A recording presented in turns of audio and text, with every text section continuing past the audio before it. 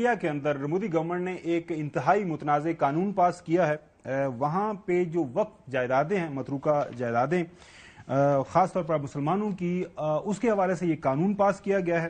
मैं अपने वाकियों को भिंडी बाजार में हमारो एक प्रोजेक्ट चाले है। हमारे प्रोजेक्ट में एक जगह है भिंडी बाजार के अंदर जो हमने 2015 में खरीदी। हम मालिक हैं, बहुत मेहनत से खरीदी। उस जगह को 2015 में लिया, 2019 में कोई नासिक का और अहमदाबाद का शख्स जाके बोलता ये जगह वक्फ है। तो ये एक नया इंडिया है, ये वो नया इंडिया है जो बेसिकली जिसका ख्वाब नरेंद्र मोदी, बीजेपी और उनकी पार्टी ने देखा है। बीजेपी की लीडरशिप के तहत बहुत सारे ऐसी लीगल और जो पॉलिसी लेवल चेंजेस की गई हैं जो कि डायरेक्टली इंडिया की जो मुस्लिम पॉपुलेशन है उसको इम्पैक्ट करते हैं। जो इतलात आ रही हैं, तकरीबन 8,72,000 के करीब पूरे मुल्क के अंदर डिफरेंट जो मतरूका जायदादें हैं, उसके हवाले से ये कानून है, वो हुकूमत उनके ऊपर अपना तहवील के अंदर उनको ले रही है। हमारे भारत में भारत का झंडा नहीं लहराया जा रहा है।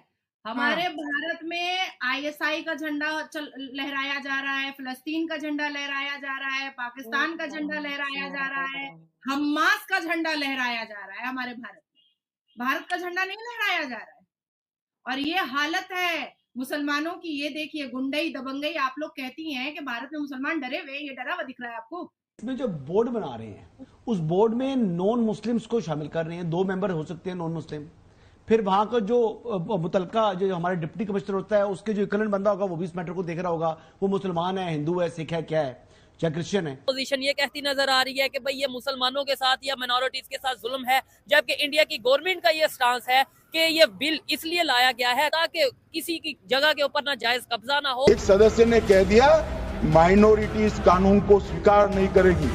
क्या धमकाना चाहते हो भाई? कहा यह जा रहा है कि जो तब्दीलियां की गई हैं वो सेंट्रल वक्फ काउंसिल जो है उसको स्ट्रेंथन किया गया, जिसमें जो वक्फ की जो जो जो सुपरवाइज करने की जो पावर है उसको इन्हेंस किया गया।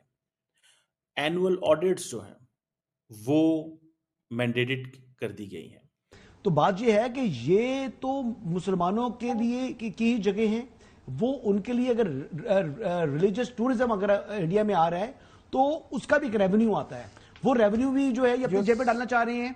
जो वक्फ प्रॉपर्टीज हैं वो उसका जो पब्लिक जो डेटाबेस है वो मेंटेन किया जाएगा।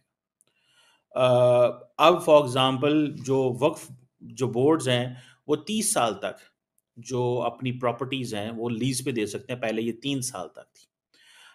सो इसमें ये वो नया इंडिया है जो बेसिकली जिसका ख्वाब नरेंद्र मोदी, बीजेपी और उनकी पार्टी ने देखा है।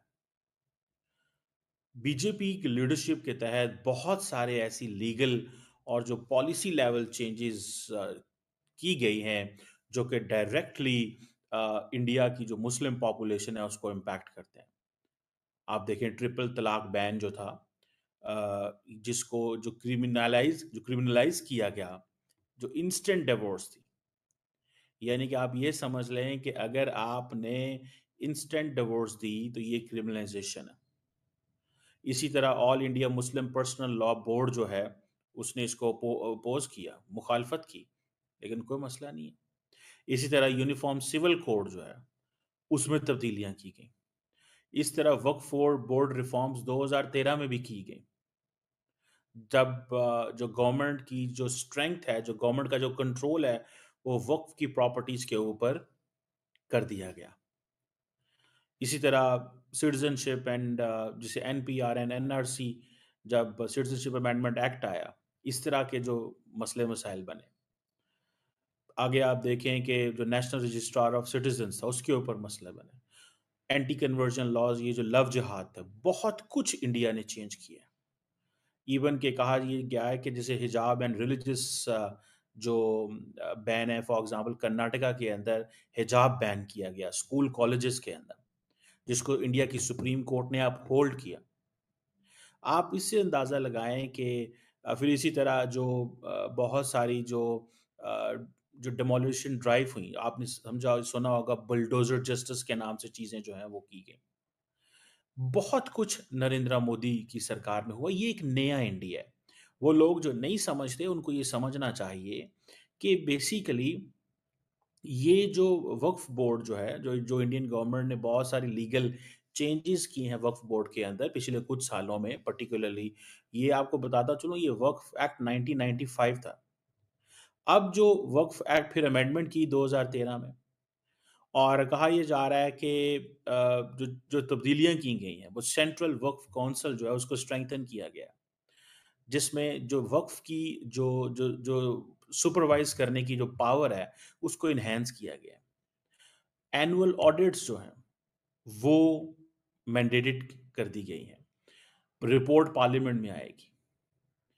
एनक्रोचमेंट नहीं की जा सकती। जो अनऑथराइज्ड ऑक्यूपेशन जो थी कि जी जो वक्फ लैंड जो है वो, जिसे वो कहते हैं ना, उसको उन्होंने एक एक ऑफेंस के तौर पे चीज़ें की हैं कि आप ये नॉन बेलेबल ऑफेंस है अगर आप ज़मीनें जो हैं वो लेंगे, अपने साथ ऐड कर लेंगे, जिसमें 3-3 साल की सजाएं दी गई हैं। इसी तरह डिजिटलाइजेशन की उन्होंने ट्रांसपेरेंसी वो कह रहे हैं लेके आना चाहते हैं। वक्फ का जो रिकॉर्ड है उसकी प्रॉपर्टीज को हम जो है वो जिसे कहते हैं ना रिकॉर्ड में लेके आना चाहते हैं, डिजिटलाइजेशन चाहते हैं।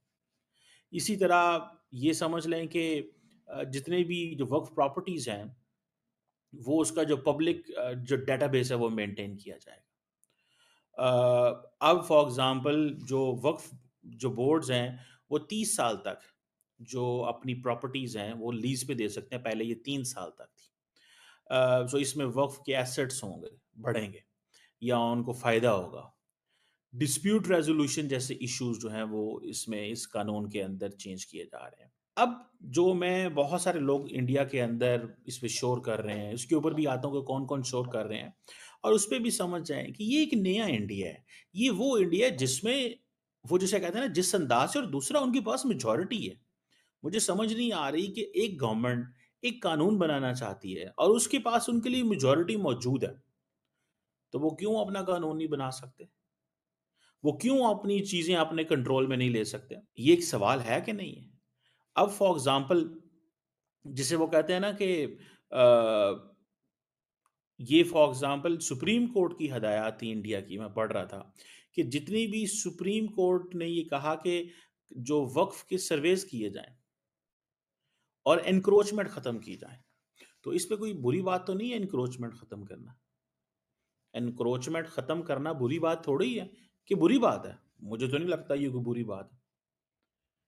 और इसी तरह जो वक्फ बोर्ड है वो कहते हैं कि जी ये जो वक्फ बोर्ड है ये जो डिस्प्यूटेड रिलीजियस साइट्स हैं उसके ऊपर